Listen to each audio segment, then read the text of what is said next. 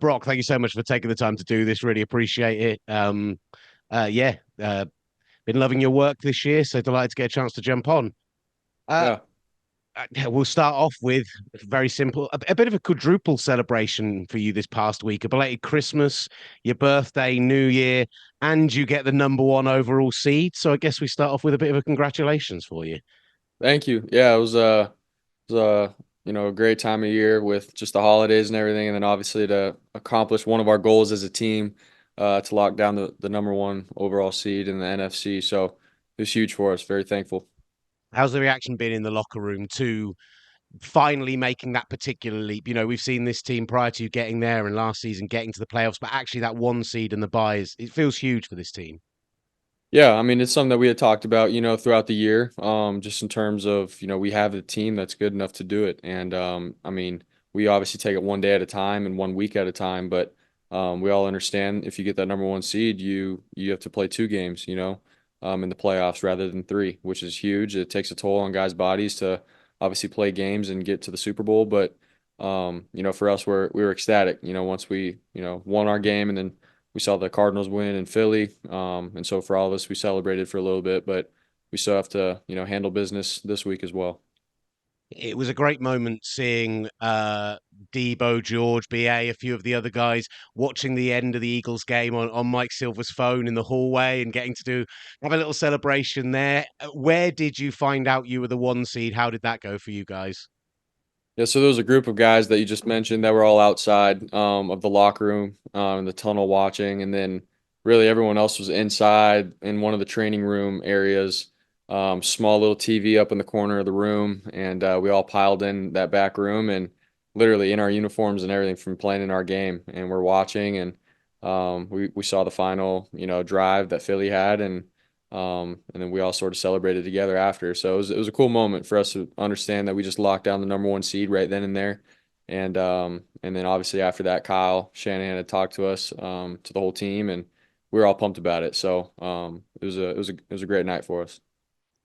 For you personally, were you also made aware of the fact then that that was when you became the single season passing record leader for the 49ers? I just wonder how you reflect on those achievements when you consider the guys who have played at the position in the red and gold, what that kind of means to you. Yeah, man, what an honor. To be able to play in this organization for one, and then obviously the greats that have come before, and they had won Super Bowls and MVPs and all the great things, and then for me to be able to, say that I had passed them up in terms of the yards in a season, like it's such a thankful blessing. And but for me, it's a testament to our team. I've said that before. The guys around me that helped me be able to play the quarterback position at a high level and at an efficient level. The coaching staff, everybody here. It's not a one man show, and I definitely have a lot of support and help around me. So it's definitely a testament to the people around me. Yeah, So absolutely love that sentiment. Although obviously, it's a run first offense, and you're just a game manager, right, Brock? So it's yeah, it, that's right. Yep. have you actually managed to spend, out of interest, much time with Joe Montana, with Steve Young, with those kind of legendary guys? And what have they imparted to you as guys who obviously mean so much to that city and to that franchise? Yeah, I've talked to them when they've been in town and stuff. Just for really quick, really. And but just the wisdom that they've been able to give me in terms of that they like my game and to keep doing what I've been doing one day at a time and not getting caught up in what everyone's saying and stuff. So it's been pretty cool. And very thankful to obviously being able to play in this organization and have those kind of guys come back and just being around in their presence. It's like, man, those are guys that have done some special things here and to wear the same logo as them and to be in the same area that they played football in, like what it's so cool and it's like a dream really. And so I've been very thankful for it, and it's always cool, especially like you see Joe and Steve come back, even like Jerry Rice and all the guys, like such a great organization. I'm very thankful. So. What about from your perspective of the fact that we now know that the playoffs will come through Levi's, that you avoid that potentially tough road game, of course, of last season, but also just being able to deliver that for the 49ers faithful, for the Gold Rush, for the fans there who have been so amazing these last couple of years? Yeah, it's huge, to be able to play at home, hopefully multiple games and have the home field advantage in front of our fans, and what a great fan base that we have. The faithful, they show up, every game. And even if it's an away game, we have such a great fan base that travels, and we know that they have our back through it all. And so to be able to, secure the number one seed and know for sure we're going to be at home playing in front of the best fan base. It doesn't get any better than that. So we're pumped for it. We're pumped for them, and we're ready to roll. Absolutely love it. Just looking back on last week, there is one player I wanted to ask about the Brandon Aiyuk touchdown where you end up with a free rusher in your face, rolling back on yourself, and then you start pointing out exactly where you want him to go in the pocket. I think on two separate occasions as you're rolling out as well. Talk us through how you saw that play and just give us an idea of, it feels like something that you've really developed over the last couple of years, and we just get to see you having those big moments in games is a real joy to see. Yeah, I was just going through my progression. It was third down, and they were playing pretty soft, and they did a good job of just keeping everything in front. And then I ended up getting a guy in my face with the pass rush, and so I just tried to scramble. And once I got out into space, we do a really good job of just preaching to the guys throughout the week, like, hey, if we're in a scramble drill, got to find space. The play's never dead. And Aiyuk, sure enough, is running in the back of the end zone, and I'm like, all right, everyone's flowing to the right. If I could just get him to go back left and set up and throw and get it to him, we can make something special happen here. And sure enough, I saw his eyes, man, like 30 yards away. I could see him just looking straight through my soul. And I was like, all right, dude, go back left. And he did. So he's done a great job with that on the scramble drill all year. And, our connection has continued to grow and build. So I was excited we were able to get that done. I love that as well. And I remember talking to George probably 2, 3 games after you first started and talking to him about your confidence and how you've been in practice. And he talked about the way that you went into the huddle the first week when we knew you were going to be a starter after Jimmy went down, and you just immediately seemed to have that command of guys. You just talked about like drilling that idea of what to do on the scramble drill to guys, that you're telling people how you want them to run routes, what you like to see. For you, yeah, where does that come from as a guy? You're 24 years old, coming into the league in the position you came in. Was that just something where you had to almost fake it till you make it? Or did you feel that confidence from moment one that you were going to be the guy and that, this was going to be the best way to achieve what you wanted? Yeah, man, I had 4 years of experience in college, and so sort of digging back and going back into that and remembering like what I did throughout college and how I coached, the guys that I was playing with, and routes and timing, and just confidence, like building them up. And I feel like all those years sort of added up. And then once I got my opportunity here, it was real. It wasn't like I have to jump in and act like I'm confident. I just jumped right in and was like, okay, what's the goal here? We're trying to win. We're trying to get a first down on this play or whatever. And I'm going to go in and rip off a play in the huddle and tell the guys, what we're trying to do. And so I was myself right when I got in. I wasn't trying to be somebody else or anything like that. And from the get-go, man, it's like when you're in the NFL, you got to believe in yourself. You got to have confidence that you have what it takes to play at this level. And so that was my mindset going in right when I got in.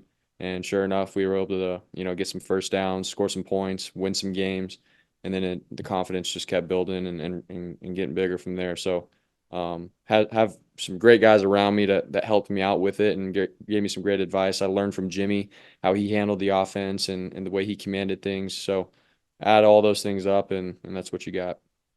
I want to ask about a couple of the guys who've been around you, but first you talk a lot about learning and that development and growing in confidence. What do you feel you learned from the Ravens game a couple of weeks ago? What did you take away from that performance?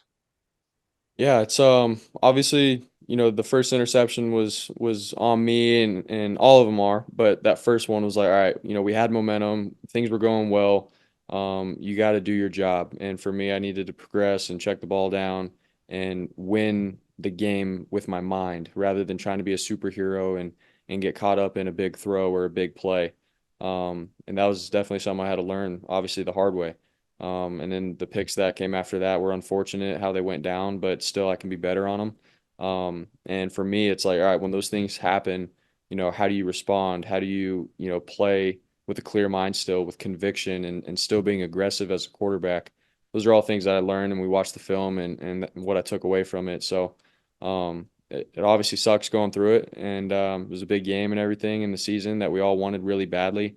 But man, you got to learn from it. You got to grow. You got to be willing to pick yourself up, look in the mirror, and be like, okay, we got a game this week, and I have to be the best this week, and you got to learn from it. So that's, I think, what I took away the most from it. Obviously, there's some plays, some tip balls and stuff where I'm like, man, wish we could have had those plays back, but that's the way it goes. That's the game. That's the football, and you know, you got to live to play another down, and every play has a life of its own. So. Look, it's an incredible defense, of course, how multiple they are in the front, all those BB blitzes, the disguises, everything. But I mean, nothing better than, as much as film is great, nothing better than watching them. If the bookies are to be believed, you might get another shot at them in a few weeks' time. I know you're just going to tell me you guys are taking it one game at a time, one job at a time. But I'm excited to see if that ends up being where we are in Vegas in a few weeks. Then I think that's everyone wants to see that happen again. Let's be honest.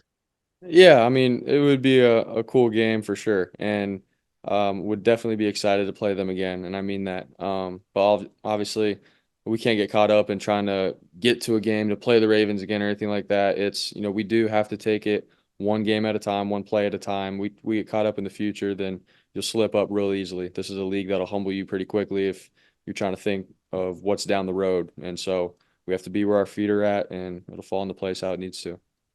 Listen, before I let you go, Brock, I do just want to ask about two or three of those guys around you. A lot of MVP debate over the recent weeks, and you came out very strongly for Christian. We know he's going to be missing this week, but hopefully getting healthy and ready for that first playoff game. Just tell us what he's meant for you, what he's meant for your development, and what he means for that offense. Yeah, man, he does everything that we ask and to a T, and he does it, I think, the best in the NFL. Obviously, when you talk about a guy who changes the game and impacts your team, that's a guy who does everything for us. Yes, he runs it really well, he catches it really well, he gets all these yards, but man, his grit, his willingness to show guys that, he's banged up and hurting, but he's going back out there to help our team win. That's a guy who is one of the most valuable players, on the team. And so he definitely he gets us going. I learn a lot from him. I have all the confidence in the world in him. And when he's on the field, we're a better team with him. And so that's what he means to us. That's what he means to me. And he's continued to get better and better throughout his career. So I'm very thankful that I get to share the field with him. I hate singling guys out because I could sit here and ask you about Trent and Juice and Debo and everyone. There's so many great guys on that offense course, but I do want to ask about George Kittle as well because it's his best stat since that 2019 NFC Championship game season. And for me, I look back over the last 6 or 7 games of last season and see how you guys connected seemingly from moment one. So, why do you think that connection did click so well between the two of you from moment one? And again, how important has he been to you over the last year or so? Yeah, I mean, he's the man. I think just the way, obviously George is a great personality. He's fun and stuff, which is all great. But man, he's a smart football player. He sees the game, I think, like a quarterback does. And tight ends usually do. They're smart. They have to know the run game, the pass game. They have to be athletic enough to run a route and catch. And that's obviously George. He's very explosive. And so those are all great things. But more than anything, he understands where he needs to be. He understands how I see the game. He feels space, and I feel that space too. And I just feel like we're on the same page a lot of the time within our scheme and what we're trying to do to win. And so he does a great job with that. And all I have to do, man, is get him the ball in space, and he's so explosive enough to, get the yards after the catch and make all the touchdowns and stuff happen. So us being on the same page and stuff like that has allowed us to have a lot of success and a lot of obviously yards and touchdowns, which has been fun. So love George. Love it. And the final one I want to ask about is Kyle, because we hear so much him talk about you and the enthusiasm. I asked about that BA touchdown earlier, hearing his thoughts on how he went through the ringer on the sideline, watching you roll out. Was he thinking about that play against the Ravens the week before and then seeing you pointing to BA and watching him come free and the joy he found in that?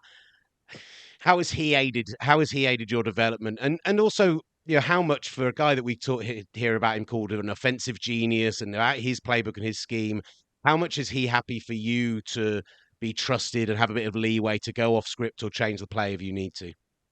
Yeah, it's been so good. Obviously, it goes both ways. You got a coach that has a great scheme, and you need a guy that can go in and run the scheme, and vice versa. You can have a great quarterback, but you need some good plays and concepts to run. And so I feel like, we've grown together as I've gotten in, and the more games I've played, and how he sees just the game plan and stuff within every game. So we've grown, and it's been cool because obviously I try to run the system to a T with the little details, the footwork, where my eyes are supposed to be, all those little things. But if something's off schedule, he's actually been an advocate of, hey man, be yourself and make plays. He doesn't try to handcuff me and say if it's not there, just throw it away immediately. Like he understands that I can make plays, and there's a time to take shots and take the opportunity to make a big play, and there's a time to throw the ball away and be smart with it. So he's done a great job with coaching me up on that. I'm continuing to learn and listen to him, and but it's cool to have a coach that teaches you the scheme, but also doesn't handcuff you and allows you to be yourself and make plays as a quarterback. So very thankful. Love it. Look, Brock, we really appreciate your time. Thank you so much for speaking to us this week. Hopefully, the next time that we speak will be in person in Vegas in just a few weeks' time. And there's a lot of speculation as well about the 49ers coming over to London next year with the extra home game. So we've got our fingers firmly crossed. You're going to be playing just up the road from here as well. So hopefully, we'd see you in the not too distant future. Yes, sir. No, I appreciate it, and looking forward to meeting you in person and getting out to London, man. That'd be awesome. Go Niners. Love it.